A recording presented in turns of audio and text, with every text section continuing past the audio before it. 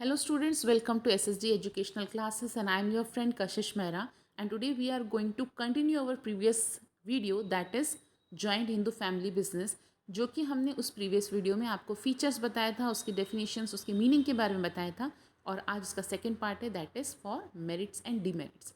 So let's start our video and start our first point of merit कि अगर हम joint Hindu family business start करते हैं तो उसका फ़ायदा क्या है. It can be easily form. Joint Hindu family business में कोई रजिस्ट्रेशन की ज़रूरत नहीं होती है, कोई एग्रीमेंट की ज़रूरत नहीं होती है. So no agreement and no need of registration. So अगर अगर आपके पास रजिस्ट्रेशन के लिए नहीं है, अगर आपके पास एग्रीमेंट के लिए नहीं है, then there will be no restrictions on minimum and maximum numbers of partner. So it comes to an existent by the way of Hindu law. अब यहाँ पर एक चीज़ आपको ध्यान में रखना पड़ेगा. आपने प्रीवियस वीडियो को अगर चेक किया है तो वहाँ पे भी यही बताया गया था, Hindu law. It means the person who are Hindu then only they can start this business. अगर आप हिंदू नहीं हैं तो ये बिज़नेस स्टार्ट नहीं कर पाएंगे क्योंकि ये जो बिज़नेस है वो हिंदू लॉ के अकॉर्डिंग है. Next benefit that we can see that protection of co partners interest. अब यहाँ पे बाय द बर्थ जो पर्सन है वो वहाँ का उस बिजनेस का मेंबर बन जाता है, तो को पार्टनर्स है right to demand partition. Means they have a right to demand for their profit and karta takes utmost care. वो पूरे इंटरेस्ट का ध्यान रखता है, इक्वली सबको अपना इंटरेस्ट डिवाइड करके देता है. Third, quick and prompt decision होता है क्योंकि सीनियर जो हमारा इस बिजनेस का है वो करता है एंड करता is taking all the decisions. करता के अलावा कोई भी डिसीजन नहीं लेगा. If the decision is taken by one person it means decision is fast and quick. तो इसलिए डिसीजन बहुत ही जल्दी ले लिया जाता है क्योंकि करता ही सारे डिसीजंस ले रहा है. On the job training. अब खुद का ही बिजनेस है, खुद के घर का ही बिजनेस है, तो बिजनेस की जो स्किल्स हैं वो अपने आप ही उनके घर के मेंबर्स को आ जाती है क्योंकि any time they can go to their business and they can see their business how they are working. So उनको ये बिज़नेस में आसानी से उनको समझ में आ जाता है कि बिज़नेस किस तरीके से चल रहा है. नाउ नेक्स्ट मेरिट इज को पार्टनर्स लाइबिलिटी. अब हम ऑलरेडी इसको हम पहले भी प्रीवियस वीडियो में ये बता चुके हैं कि जो कर्ता की लाइबिलिटी है वो रहेगी अनलिमिटेड और जो को पार्टनर्स की लाइबिलिटी रहेगी वो रहेगी लिमिटेड. अब लिमिटेड और अनलिमिटेड का मतलब क्या रहेगा कि जितना उनको शेयरिंग मिल रहा है, जैसे को पार्टनर्स को शेयरिंग मिल रहा है 1/10 का, क्योंकि मैंने आपको प्रीवियस वीडियो को भी बताया था कि अगर घर में 10 मेंबर हैं तो एक मेंबर को मिलेगा 1/10 का शेयर. अब क्योंकि उनको 1/10 का शेयर मिल रहा है इट मीन्स जब लोन चुकाने की बारी आएगी तो उनको अगेन 1/10 का ही हिस्सा देना पड़ेगा, उनको इससे ज़्यादा नहीं देना है. लेकिन को पार्टनर के अलावा जो करता है उसकी लाइबिलिटी है अनलिमिटेड.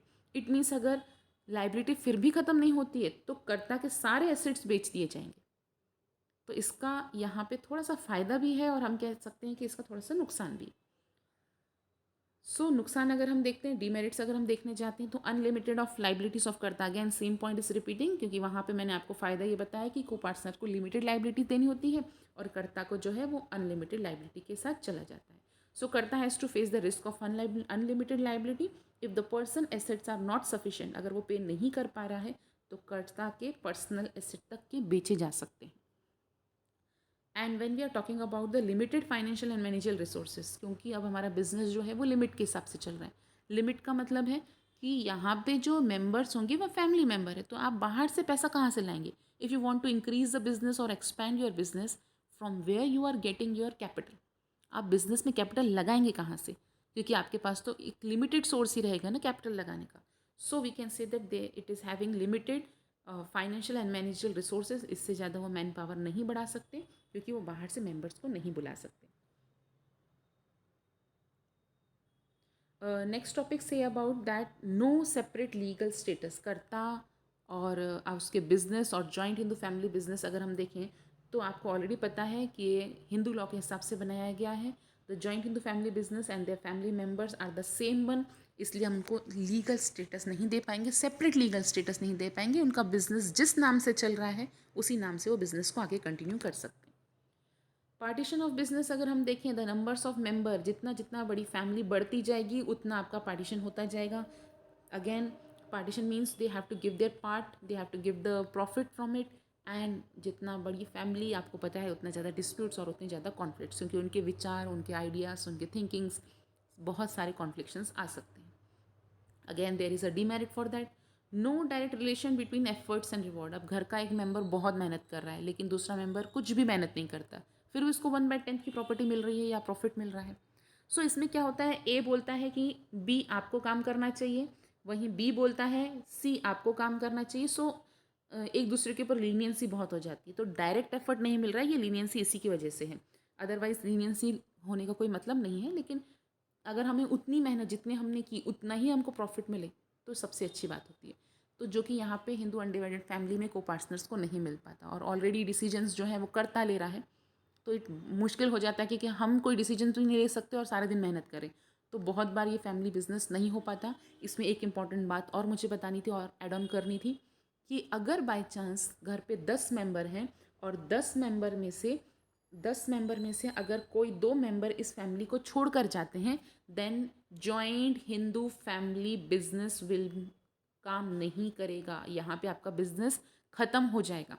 इसका मतलब जब तक ये जॉइंट में है तब तक ये बिज़नेस चलेगा। If they will become nuclear, अगर उनकी फैमिली अलग हो जाती है तो ये बिज़नेस काम नहीं करेगा। इसका मतलब आप जिस बिज़नेस में काम कर रहे हैं उसमें आपको रजिस्ट्रेशन या आप उस बिज़नेस को आगे कंटिन्यू नहीं कर पाएंगे। तो ये थे हमारे merits demerits of joint Hindu family business. Hope है स्टूडेंट्स आपको हमारा वीडियो समझ में आया होगा। अगर आपको मेरे वीडियोस के नोट्स चाहिए तो आप मेरी वेबसाइट पे जा सकते हैं ssdclass.com पे। वहाँ आपको मेरे नोट्स ईजिली अवेलेबल हो जाएंगे और वीडियोस की लिंक भी वहाँ पे आपको मैंने शेयर कर दी है। So it will become easy for you. So अगर आपको मेरा वीडियो पसंद आया है इसे लाइक कीजिए, चैनल को सब्सक्राइब कीजिए और जितना हो सके इसे शेयर कीजिए। Thank you.